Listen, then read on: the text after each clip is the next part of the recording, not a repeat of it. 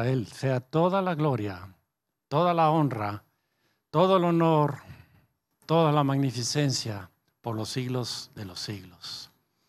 Amado Señor, gracias por este tiempo que tú nos permites para ministrarte, Señor.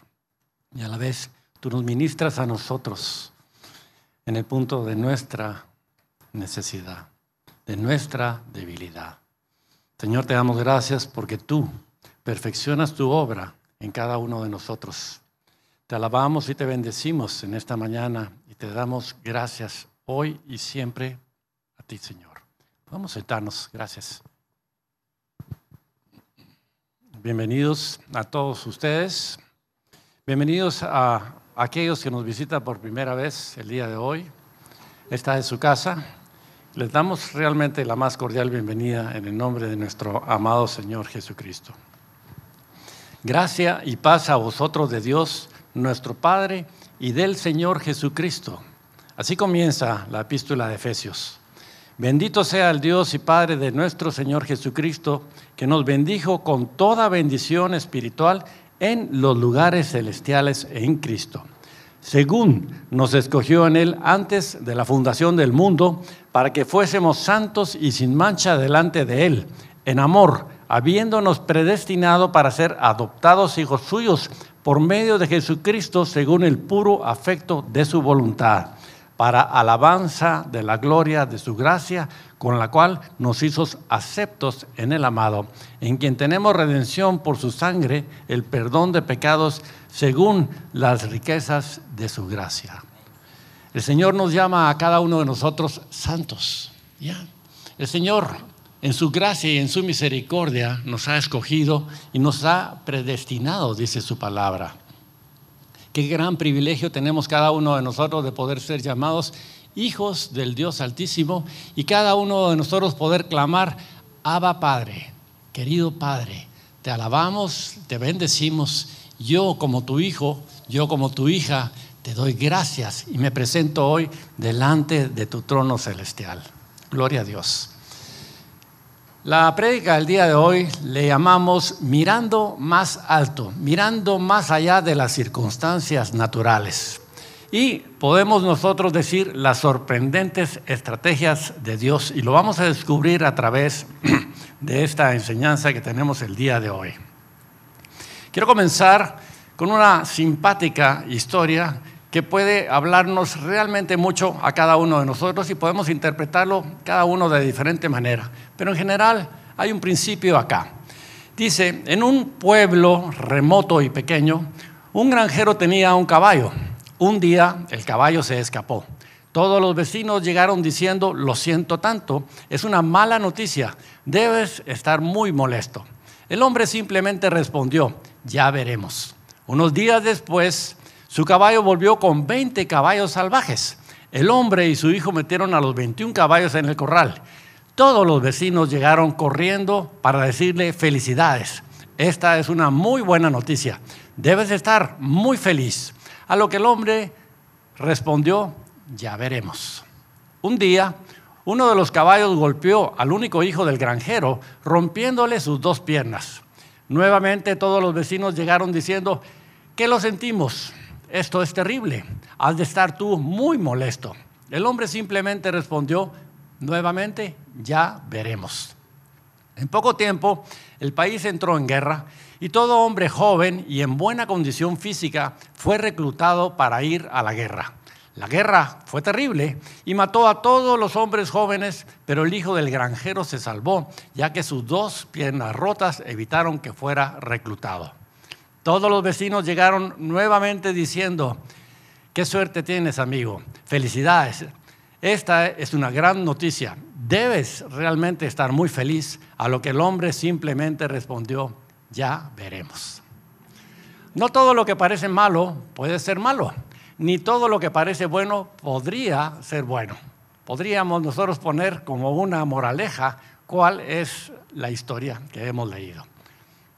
Es Dios el que siempre tiene la primera y la última palabra. Recordemos siempre eso. No todas las circunstancias o las situaciones que se nos presenten en la vida pueden ser buenas o pueden ser malas. Va a depender del cristal con que nosotros veamos esa situación. Y por eso mismo estoy poniendo como título Mirando más alto. No viendo las circunstancias, no viendo los problemas, no viendo las dificultades, sino viendo a aquel que nos ha llamado para bendecirnos, para completar su obra en cada uno de nosotros. Dios, a través de toda la historia, ha usado líderes, aún los más malos, para sus propósitos y para gloria de Él, para hacer conforme a su voluntad divina. Dios tiene un gran historial a través de toda la historia de la humanidad de usar a estos líderes mundiales para cumplir su voluntad, especialmente con Israel. Por ejemplo, aprovechó la ocupación del Imperio Romano para construir caminos que allanaran el camino del Evangelio. Usó al Imperio Británico para difundir el Evangelio a todos los rincones de la tierra. Utilizó el intento de aniquilación de los judíos por parte de Hitler y de los alemanes para lograr el restablecimiento del país de Israel, el cual no hubiera nacido si no hubiera habido estas circunstancias. Dios está obrando. Lo veamos o no lo veamos, lo creamos o no lo creamos, Dios sigue obrando. Y si Dios obra en su historia como Él tiene sus propósitos en el mundo entero, ¿creen ustedes que Él no tiene el cuidado suficiente de obrar en la vida de cada uno de nosotros conforme a lo que Él, leímos nosotros en Efesios, ya nos predestinó para andar en toda buena obra? Amén. Proverbios 21:1 dice: como los repartimientos de las aguas, así está el corazón del rey en la mano de Jehová. A todo lo que quiere lo inclina. Creamos nosotros o no lo creamos, el hombre va a parar haciendo lo que Dios dispone que él deba de hacer. Sea bueno o sea malo, Dios va a usar cualquier problema, cualquier adversidad en beneficio suyo y de sus propósitos divinos. Él es un Dios soberano, no lo dudamos, y como tal va a hacer y hace siempre conforme a su voluntad. Hoy veremos un pasaje muy particular en el libro de Isaías, donde Dios usa a un personaje idólatra para cumplir con sus designios y sus propósitos, llamando a Ciro, rey de Persia, para traer de vuelta a Israel de la cautividad de Babilonia. El pueblo en ese momento pensaba: ¿cómo Dios va a utilizar a un rey, a un personaje que es malvado, que está acostumbrado a ir a la guerra, que está acostumbrado a matar y hacer su voluntad? ¿Para qué lo está escogiendo Dios? ¿Será eso algo similar de lo que nosotros cruza por nuestra mente con mucha frecuencia cuando no entendemos las situaciones o las circunstancias, ni conocemos a profundidad cuáles son los verdaderos propósitos de Dios? Lo que hace que esto sea tan único es que Dios llama por nombre a Ciro. El nombre real de este personaje es Ágrates. Aproximadamente 150 años de que él naciera, esta profecía fue dada por Isaías, y cerca de 200 años antes de que estas cosas acontecieran, como está descrito en el libro de Daniel.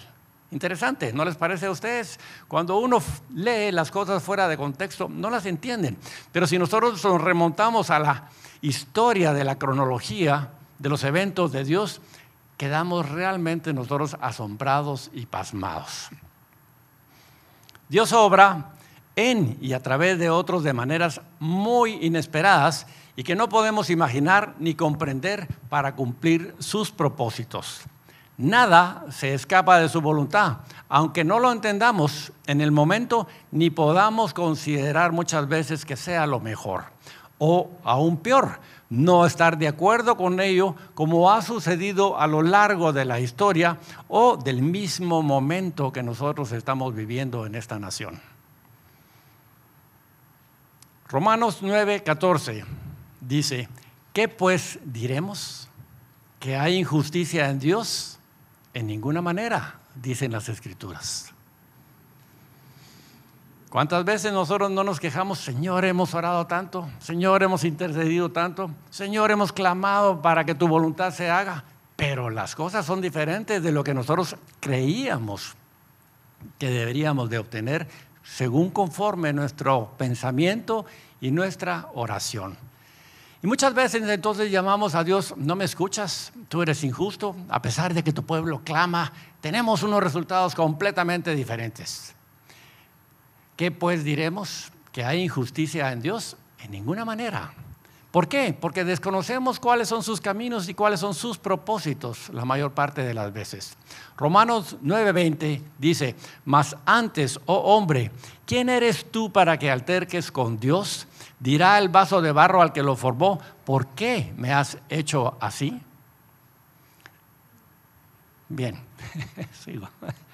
Como cristianos tenemos que estar abiertos a que Dios obre como quiera en nuestras vidas y su creación, y ver más allá de las circunstancias o acontecimientos nacionales o mundiales. Necesitamos entonces darnos cuenta de que sus caminos son más altos que nuestros caminos y sus pensamientos son diferentes de nuestros pensamientos, como dice Isaías 55, 8 y 9. Y dice así: porque mis pensamientos no son vuestros pensamientos, ni vuestros caminos mis caminos, dijo Jehová. Como son más altos los cielos que la tierra, así son mis caminos más altos que vuestros caminos y mis pensamientos más que vuestros pensamientos. Este pasaje para mí es muy particular. Es la primera vez cuando yo fui invitado a una iglesia cristiana que escuché este pasaje. Estaba yo viviendo una situación completamente distorsionada, creyendo yo que yo estaba haciendo y caminando por donde a mí me gustaba. Mas cuando yo oí esta profecía que fue hablada y dicha en medio de la congregación, yo sabía exactamente que esa estaba tocando como un dardo mi corazón y lo estaba atravesando, como dice la palabra. Quedé conmovido, quedé choqueado. Y lo único que yo pude hacer después de terminar la prédica, cuando hicieron el llamado para aceptar al Señor Jesús como su Señor y Salvador, fue correr al púlpito y arrodillarme delante de Él para pedirle perdón. Así que es muy significativa realmente esta palabra de Isaías y debemos nosotros de meditar profundamente en ella, porque mis pensamientos no son vuestros pensamientos, ni mis caminos ni vuestros caminos, mis caminos, dijo Jehová. Examinemos nuestro corazón, examinemos nuestros propósitos. No nos engañemos, queridos hermanos, tratando o creyendo que a Dios lo podemos engañar. No pensemos que un día nosotros no nos vamos a presentar delante del trono celestial para darle cuentas a Él. Anoche no podía yo dormir, curiosamente. A veces me cuesta un poquito dormir, especialmente cuando me toca predicar. Y curiosamente estaba yo pensando y reflexionando y recordando un montón de eventos que uno diría: ¿y por qué me estoy recordando de estos detalles tan pequeños? Y lo primero que pasó por mi mente es: wow, impresionante, ¿cómo me estoy recordando yo de estos pequeños detalles? Y vino a mí ese pasaje de la Escritura, que todos daremos cuenta de las cosas buenas y de las cosas malas cuando nos presentemos delante del trono del Señor. Así va a pasar nuestra película, desde pequeños, cosas que no creíamos que habíamos hecho, cosas que no nos recordábamos, hasta el último momento de nuestra vida y de nuestros pensamientos. Temblé, me asusté y le pedí perdón al Señor, que le vivo pidiendo perdón continuamente, que es lo que cada uno de nosotros tenemos que hacer. ¿Por qué? Porque nosotros pecamos por acción, pecamos por palabra, pero también pecamos por omisión, como dice la palabra. Porque aquel que sabiendo hacer lo bueno no lo hace, le es contado aún por pecado, dice la Escritura. Así que no creamos que somos muy santos. Somos santos por la gracia y la misericordia de Dios. Somos santos porque la sangre de Cristo Jesús, que fue derramada por cada uno de nosotros, nos hace aceptos en el amado. En ese momento que nosotros aceptamos al Señor como nuestro Señor y Salvador, es el momento en que nosotros pasamos de muerte espiritual a vida y vida eterna en Cristo Jesús. Por Él siempre le debemos dar muchas gracias. Y continúa: como son más altos los cielos que la tierra, así son mis caminos más altos que vuestros caminos y mis pensamientos más que vuestros pensamientos. Debemos de anhelar continuamente ser cada día más parecidos a Cristo Jesús. Si nosotros tenemos eso como objetivo y tenemos eso como nuestra meta, vamos entonces a dedicar nuestra vida para servirle al Señor y no vamos a dedicar nuestra vida para servirnos a nosotros mismos, haciendo su perfecta voluntad. ¿Cómo voy a conocer yo cuál es su perfecta voluntad? Si yo exclusivamente, de vez en cuando, leo su palabra y escudriño y medito en sus escrituras. ¿Cómo voy a conocer yo a aquel Dios que me ama? ¿Cómo voy a conocer a aquel Creador que es por sobre todas las cosas? Él que con sus manos hizo todo lo que vemos y lo que no vemos.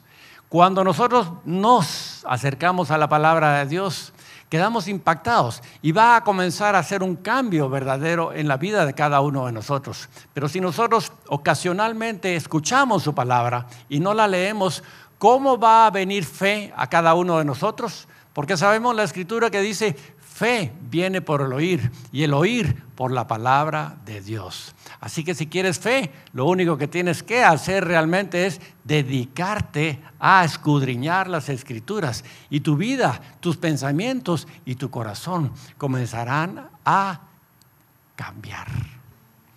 Nuestra arrogancia o presunciones pueden interponerse en el camino y así evidenciar nuestra inconformidad con las cosas que Dios hace, con las cosas que Dios dispone y con aquellas cosas que no están conforme a lo que yo hubiera querido. Recordemos, en primer lugar, Dios usa estrategias que siempre nos van a sorprender. En segundo lugar, Dios nos advierte que no nos ofendamos por ello. Y en tercer lugar, Dios nos llama a abrazarlo a Él como Dios, como nuestro Padre Celestial, pase lo que pase, suceda lo que suceda. Siempre debemos de seguir confiando en Él, porque yo sé cuáles son los planes que tengo para vosotros. Planes de bien y no de mal, planes de bendición y no de maldición, dice su palabra. ¿Lo creemos? ¿Confiamos en Él entonces? El libro de Isaías nos enseña a conocer a Dios, no como el Dios que nosotros esperamos, no como el Dios que nosotros nos hemos imaginado, no como el Dios que nosotros construimos en nuestra mente y en nuestra imaginación, sino como el Dios todopoderoso que Él es y que hace su voluntad. Así que los animo a que ustedes el día de hoy comiencen a escudriñar el libro de Isaías. Curiosamente, cuando yo me convertí, pasaba horas enteras enfrente de la Biblia y comencé, no sé por qué razón, a leer Isaías. Es un libro fabuloso, es un libro que me encanta realmente si podemos usar adecuadamente esa palabra. Hoy vamos a leer entonces, y los invito a ustedes que vayamos al libro de Isaías, capítulo 45, y aquí nos vamos a quedar centrados en nuestra Biblia. 45, 1, 8, Isaías. Así dice Jehová a su ungido, a Ciro, al cual tomé yo por su mano derecha, para sujetar naciones delante de él y desatar lomos de reyes, para abrir delante de él puertas, y las puertas no se cerrarán. Yo iré delante de ti y enderezaré los lugares torcidos. Quebrantaré puertas de bronce y cerrojos de hierro haré pedazos. Y te daré los tesoros escondidos y los secretos muy guardados, para que sepas que yo soy Jehová, el Dios de Israel, que te pongo nombre. Por amor de mi siervo Jacob y de Israel, mi escogido, te llamé por tu nombre. Te puse sobrenombre, aunque tú no me conociste. Yo soy Jehová y ninguno más hay. No hay Dios fuera de mí. Yo te ceñiré, aunque tú no me conociste, para que se sepa desde el nacimiento del sol y hasta donde se pone, que no hay más que yo. Yo Jehová y ninguno más que yo, que formo la luz y creo las tinieblas, que hago la paz y creo la adversidad. Yo Jehová soy el que hago todo esto. Esto es un flashazo simplemente de lo que nosotros vamos a ver en Isaías, la descripción que Dios da de sí mismo, para que nosotros temamos y temblemos delante de ese poderoso ser, el Rey de Reyes, el Señor de Señores, el Rey del universo, nuestro Padre Celestial. Qué privilegio realmente que cada uno de nosotros seamos llamados hijos del Dios Altísimo. Si nosotros realmente guardamos eso en nuestro corazón, vamos a poder caminar con esa identidad, sabiendo que si Dios es por mí, nadie en contra mía. Esta es una asombrosa y clara definición que Dios da de sí mismo para Ciro y para cada uno de nosotros. ¿Quién se resistiría si Dios se le presentara de esa manera? Si tuviéramos un diálogo cara a cara con el Señor y Él nos dijera cuán grandes cosas es Él, quién es Él, todas aquellas dudas, todas aquellas inseguridades, todas aquellas engaños y suposiciones que han surgido a través de nuestra mente por nuestras malas experiencias, caerían y serían como nada delante de ese ser tan superior y tan supremo. Dios llama a Ciro mi ungido. Ello significa que Ciro tenía una tarea particular asignada. Y cada uno de ustedes son ungidos del Señor, porque hay una tarea y un propósito que Dios desde el momento en que los crió y los formó a cada uno de ustedes, asignó esa tarea para que ustedes la cumplieran. Siempre hemos platicado que hay días importantes en la vida de cada uno de nosotros. El día de nuestro nacimiento, el día en que nosotros nacemos de nuevo y hacemos a Jesucristo como nuestro Señor y como nuestro Salvador, y el día en que nosotros conocemos cuál es el propósito de Dios para la vida de cada uno de nosotros. ¿Ya llegaste a ese tercer evento importantísimo en tu vida? ¿Conocer tus propósitos? ¿Ya le preguntaste al Padre, Señor, ¿qué tienes para mí? ¿Qué más hay para mí? Recordemos nosotros el pasaje de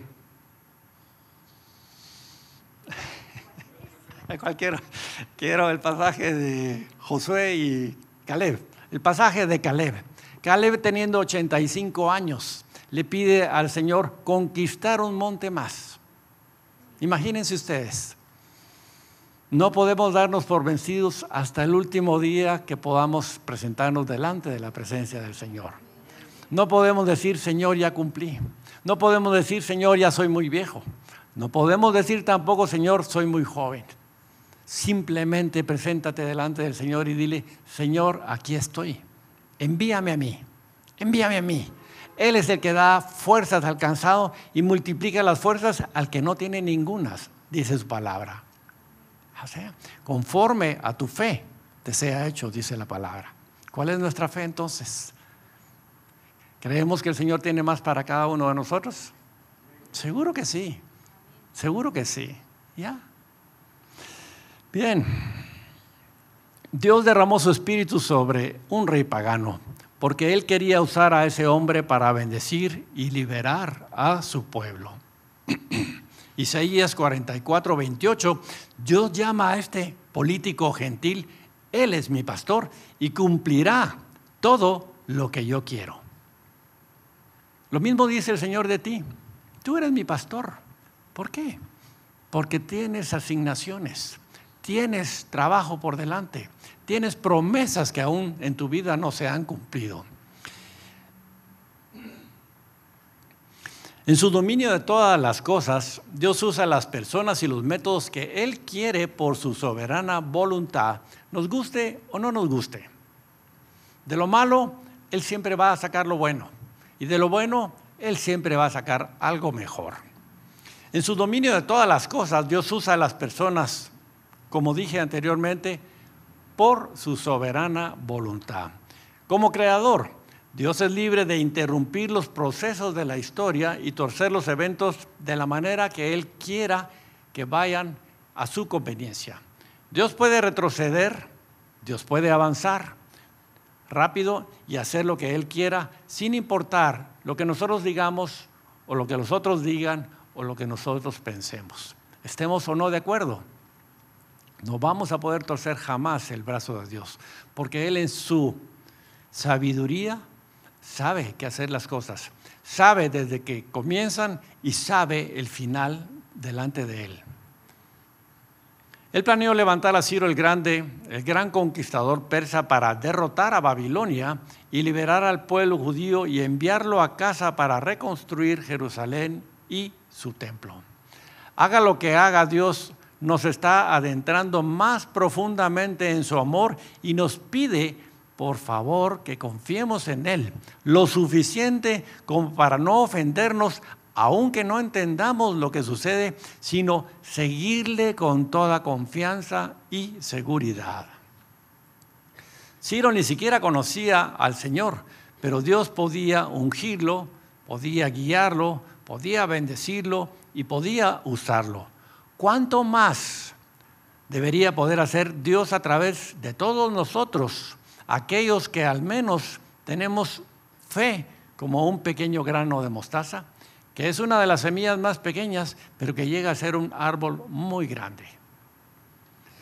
Más adelante en el libro de Daniel vemos que Darío, al mando de Ciro, conquistó el reino de Babilonia. De acuerdo al historiador antiguo Heródoto, mientras el rey Belsasar de Babilonia, probablemente este hombre era el tercero en autoridad y en poder sobre el reino de Babilonia en ese momento, dicen las Escrituras, probablemente era nieto de Nabucodonosor, se encontraba en medio de un gran banquete. Ciro conquista la ciudad esa noche, desviando el flujo del río Éufrates hacia un pantano cercano, secando el lecho del río para que sus tropas pudieran marchar por debajo de las compuertas del río. Triunfo número 1. Pero aún así, no habrían podido entrar si las puertas de bronce de las paredes internas de Babilonia no hubieran estado inexplicablemente abiertas. Estas puertas eran puertas de bronce, se mantenían siempre muy cerradas, doble seguridad en esta inexpugnable ciudad. Curiosamente, los dos eventos fueron vencidos por este hombre. ¿Quién lo dirigió? ¿Quién le dio las estrategias? ¿Quién le dijo cómo hacer las cosas? ¿Qué es lo que él esperaba? Probablemente este hombre creía que él era muy topado, que él era muy fuerte, que él era un gran estratega de la guerra, pero no sabía él que simplemente él era un instrumento en las manos de Dios, como cualquiera de nosotros lo somos. En la noche en que cayó Babilonia, el año 538 a.C., probablemente Ciro no tenía un gran sentido de la guía o de la presencia del Señor, y sin duda se creía muy brillante y muy afortunado. A menudo tenemos éxito en algo solo por la bendición y la voluntad de Dios, sin reconocer la mano milagrosa de Dios detrás de todo ello. No cabe duda entonces que a Ciro le gustaría pensar que era el hombre más inteligente, más talentoso, o más fuerte y más valiente, pero él era solamente ese instrumento en las manos de Dios. El enfoque de Dios estaba en su pueblo, en sus planes y en sus propósitos para su gloria únicamente y beneficio de su reino. El punto más importante y que no tenemos que perder de vista es que detrás de todo el drama de los acontecimientos humanos de hoy, hay un Dios que está planeando que su iglesia, a través de la aflicción, la persecución y la tribulación, sea perfeccionada y preparada para heredar el reino de Dios. Este es el propósito de Dios. Una iglesia, una novia sin mancha y sin arruga, es la que el Señor está esperando. Y hasta que su iglesia no se levante como esa novia sin mancha y sin arruga, estamos nosotros deteniendo la venida de nuestro Señor. Pero dice la Escritura que nosotros clamemos y digamos: ven Señor, ven Señor. Preparémonos entonces, tenemos un llamado, tenemos una gran responsabilidad, todos nosotros. Pero ese todos nosotros comienza de una manera muy particular, primero con cada uno de nosotros. ¿Cómo? Cambiando nuestro corazón, cambiando y transformando nuestras vidas, no por nuestras fuerzas, no porque qué buenos somos, sino por esa gracia, esa misericordia de Dios que produce en cada uno de nosotros ese querer como ese hacer por su buena voluntad. Amén. Con certeza el Señor no representa el mal como tal, pero sí se sirve de la adversidad para que ésta produzca bien. Cuando Dios hace cosas grandes y milagrosas, es fácil creer que Él tiene el control. Cuanto más cuando los tiempos son difíciles y las pruebas son pesadas, necesitamos nosotros esa fe, ese grano de fe para creer que Él tiene el control. Dios usará muchos métodos para hacer grandes cosas. Recordemos lo que dice el versículo 7. Yo, Jehová, soy el que hago todo esto. ¿Habrá alguna cosa entonces que se escapa de sus manos? ¿Habrá alguna cosa que sale mal y dice Dios, ups, le metimos las patas, muchacha? No, nada de eso. Hay un plan, hay un propósito, hay una agenda. Así como hay una agenda mundial que quiere tener un control, que quiere tener un problema y un caos mundial, Dios tiene su propia agenda. Y la agenda de Dios va a prevalecer en contra de cualquier otra agenda oscura que quiere traer muerte y destrucción. Así que estemos confiados en que Él tiene cuidado de nosotros y no nos va a dejar ni nos va a desamparar. Como la parábola de las aves del cielo, que no trabajan ni hilan, dicen, pero tienen comida y tienen vestido y tienen cobija. Así nuestro Padre Celestial sabe de qué cosas nosotros tenemos necesidad y va Él a suplir esas necesidades conforme a sus riquezas en gloria en Cristo Jesús. Amén.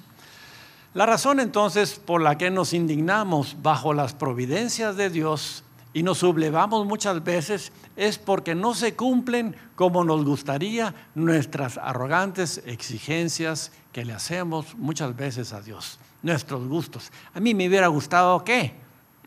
A mí yo hubiera querido.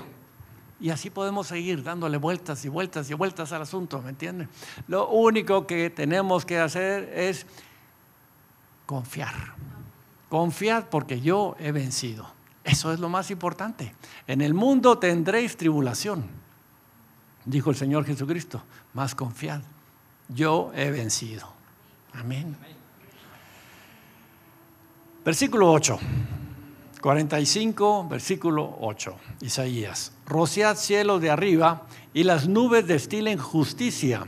Ábrase la tierra y produzcanse la salvación y la justicia.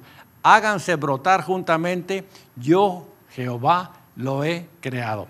Esta es una ilustración o es una profecía del día maravilloso del Señor, del día de la redención, cuando el Señor reinará en el mundo e Israel por fin entrará en el lugar de los propósitos de Dios. Acuérdense que esta profecía fue dada 200 años antes de que los acontecimientos de la toma de Babilonia sucedieran. Este versículo 8 precisamente se trata de ese día de la redención, cuando los cielos van a llover entonces esa salvación y esa justicia. Amén. Seguimos con el versículo 9. Ay del que pleitea con su hacedor. Y esta es una llamada de atención para muchísimos de nosotros. Esta es una llamada de atención para la iglesia del Señor. ¿Cómo nosotros nos atrevemos entonces, y vamos a verlo a través de este pasaje de la Escritura que es tan claro, tan explícito, a contender con el Señor?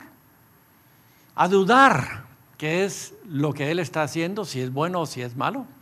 Bueno, enfoquémonos entonces en Isaías 45, versículo 9. Ay del que pleitea con su hacedor, el tiesto con los tiestos de la tierra. La vasija con las vasijas de la tierra será. Dirá el barro al que lo labra, ¿qué haces? ¿O tu obra no tienes manos?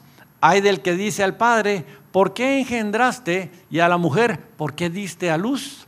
Así dice Jehová, el Santo de Israel y su formador. Preguntadme de las cosas por venir, mandadme acerca de mis hijos y acerca de la obra de mis manos. Yo hice la tierra y creé sobre ella al hombre. Yo, mis manos extendieron los cielos y a todo su ejército mandé. Sigue describiéndonos Dios quién es Dios, para que no perdamos nosotros de vista la diferencia entre Él Todopoderoso y nosotros, instrumentos de Él. Saber que Dios es el creador de todas las cosas debería hacernos cambiar y hacernos temblar, para no oponernos a Él de cualquier manera. Un hecho frecuente y lamentable es que estamos bien con Dios siempre y cuando Él esté haciendo las cosas de la manera en que nos guste y estemos nosotros familiarizados con ello. Es frecuente esto, ¿no? Oponernos a Él es tan necio como el barro diga al que lo forma: ¿qué estás haciendo? ¿Por qué me hiciste así? ¿Acaso la vasija que fue hecha le dice al que la hizo: qué forma más extraña la que me diste? No me gusta el color que me has puesto. ¿Para qué me has diseñado para hacer esta cosa tan fea? No, simplemente el que la hace sabe qué está haciendo con ella y sabe qué es lo que quiere hacer con ella y para qué va a ser utilizada. De la misma forma, cuando nosotros fuimos creados en el vientre de nuestra madre, Él nos formó, dice la palabra en Salmos.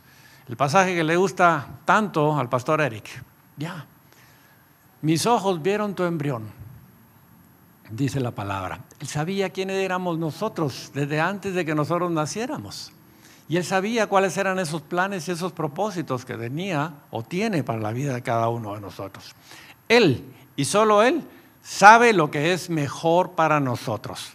Pero lo único más tonto que aquellos que se resisten y se oponen a Dios, y podemos nosotros decir que muchas veces estamos en este grupo, son aquellos que no creen que hay un Dios creador y siguen engañados en fábulas y en religiones ajenas y extrañas a los caminos de Dios.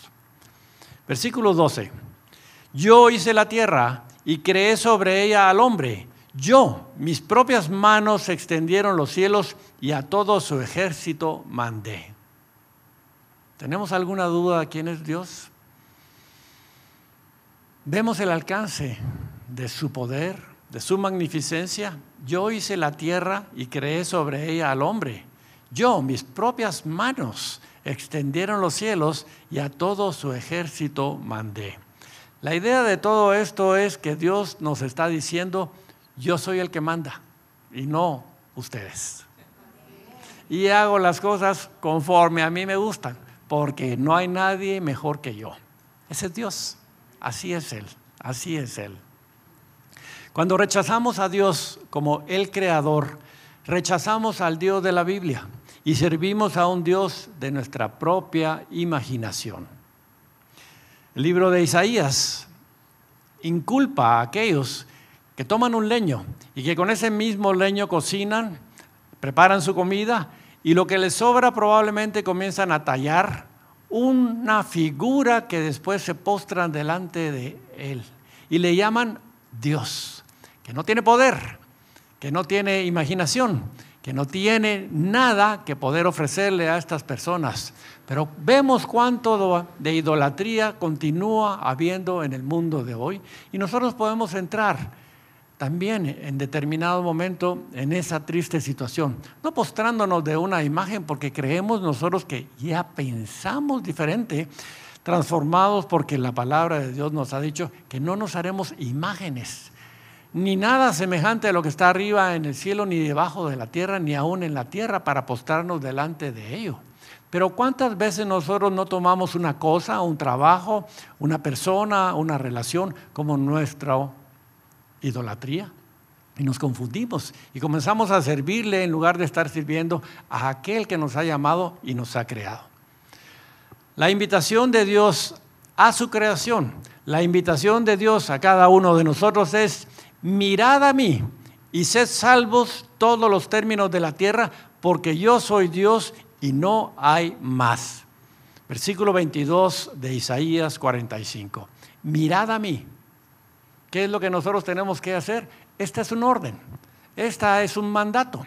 Mirad a mí, no se confundan, no se asusten, no se alteren.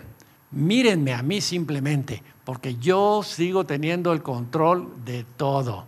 Yo sigo teniendo el control de tu vida, aunque las cosas aparentemente no vayan bien, aunque las cosas aparentemente no te gustan, aunque las cosas en este momento te estén doliendo. Yo tengo control de tu vida y conozco cuáles son esos planes de bendición que tengo para ti. ¿No dice la palabra que Dios es galardonador de los que le buscan? ¿Cuánto le estamos nosotros buscando entonces? ¿Con qué pasión, con qué ahínco, con qué esfuerzo dedicamos nosotros parte de nuestra vida para buscarle?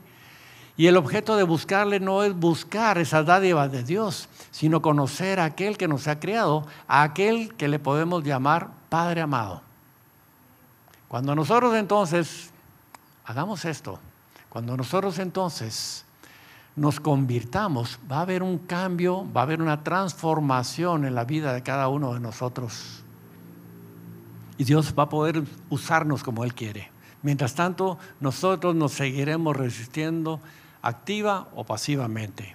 Mirad a mí y sed salvos. Cuando nosotros miramos al Señor y no a las circunstancias, entonces las cosas van a comenzar a cambiar.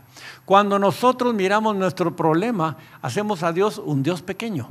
Pero cuando nosotros miramos a Dios, el Dios grande, nuestro problema se va a hacer muy pequeño. Dios nos ruega entonces a cada uno de nosotros, mírame a mí. Nosotros tuvimos una plática, una vez al mes nos reunimos por Zoom con el apóstol Robert, que es nuestra cobertura, y ante esa tribulación, ante esa situación tan conflictiva, precisamente hablando de los acontecimientos de las elecciones, cuando fue un shock para muchísimos de nosotros ver el resultado de las primeras elecciones, bueno, platicábamos y nos dice, ¿cómo se sienten ustedes? Lo primero que él nos dijo es, no miren las circunstancias, miren más alto, miren más alto.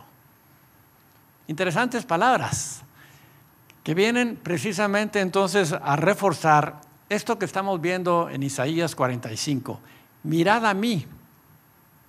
Y cuando eso suceda, entonces la consecuencia es, sed salvos. ¿Salvos de qué? De la tribulación, del temor, del conflicto, de la angustia, de la debilidad. Sed salvos. Todos los términos de la tierra. Es una invitación que Dios nos da a todos y cada uno de nosotros. Mirad a mí, mirad a mí, mírame a mí. Lo podemos nosotros traducir. No a las circunstancias, no a los problemas, no a las situaciones pasajeras.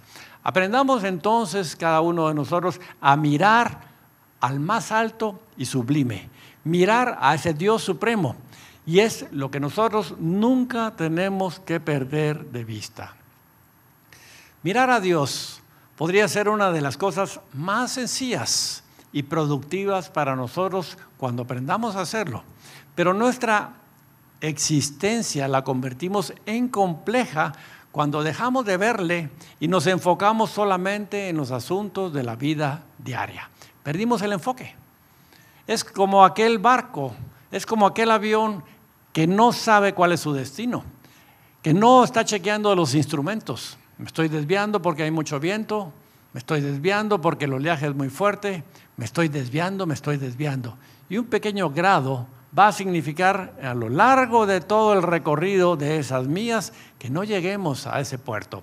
Por eso es importante que nosotros nos enfoquemos no en los asuntos de la vida diaria, sino en el llamado que cada uno de nosotros tenemos. Este es un pasaje que siempre me recuerda mucho al pastor Ricardo. Probablemente es uno de los pasajes que él más cita y le gusta mucho. Y está en 2 Corintios 4, 17 y 18. Dice, porque esta leve tribulación momentánea produce en nosotros un cada vez más excelente y eterno peso de gloria. ¿Correcto, Ricardo? No mirando, dice, nosotros las cosas que se ven, sino las que no se ven, pues las cosas que se ven son temporales, pero las que no se ven son eternas. Ya, amén. ¿Ven entonces qué sentido tiene cuando pasamos del pasaje de Isaías 45, 22, que Dios nos dice, mirad a mí y sed salvos? De cualquier situación, de cualquier problema, de cualquier circunstancia, porque yo soy Dios y no hay más. Dios nos está invitando para que no perdamos nuestra vista de lo que es Él. Si Dios es por mí, ¿quién contra mí? Todo lo puedo en Cristo que me fortalece. El gozo del Señor es mi fortaleza. Son pasajes que nosotros tenemos que guardar en nuestra mente y en nuestro corazón, porque de la abundancia del corazón hablará la boca. Nosotros tenemos que aprender entonces a hablar la palabra de Dios, que es vida.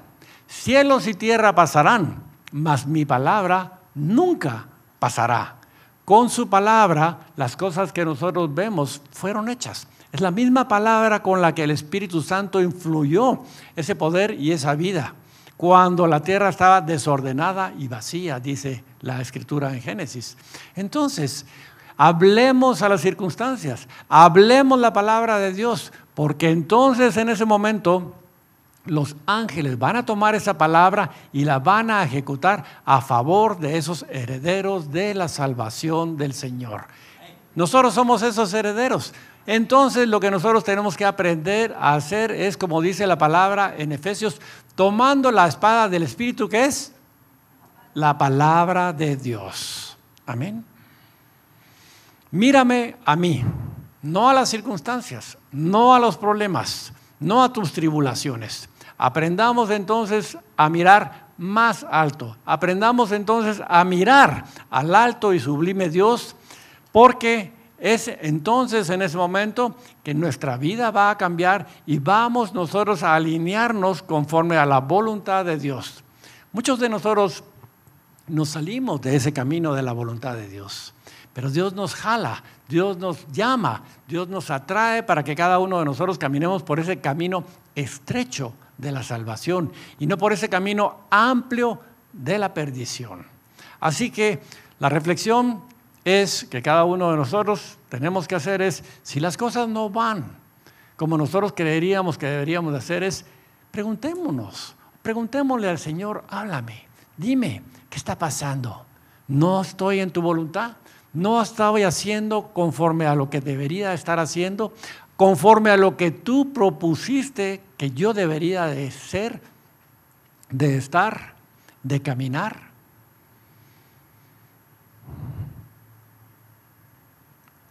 Porque esta leve tribulación momentánea produce en nosotros un cada vez más excelente y eterno peso de gloria. No mirando nosotros las cosas que se ven, sino las que no se ven, pues las cosas que se ven son temporales, pero las que no se ven son eternas. Versículo 23 de Isaías 45. Por mí mismo he jurado, de mi boca salió palabra en justicia y no será revocada, que a mí se doblará toda rodilla y jurará toda lengua. Wow. Este es un enunciado, este es un postulado que no va a cambiar. Y debemos nosotros de temblar delante de este enunciado que Dios nos da. En el Nuevo Testamento, esta misma profecía se enfatiza sin lugar de dudas y se va a cumplir en el día del Señor. Y lo vemos nosotros en Filipenses 2:10. Para que en el nombre de Jesús se doble toda rodilla de los que están en los cielos y en la tierra y debajo de la tierra, y toda lengua confiese que Jesucristo es el Señor para gloria de Dios.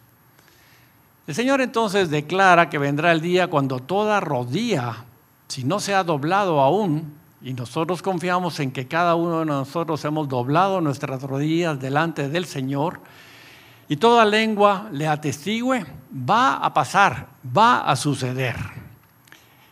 Podemos nosotros escoger entonces si seremos de aquellos que doblen rodillas en los cielos o en la tierra, o tristemente lo harán a todos aquellos que estén debajo de la tierra, que es un simbolismo de estar en la oscuridad eterna.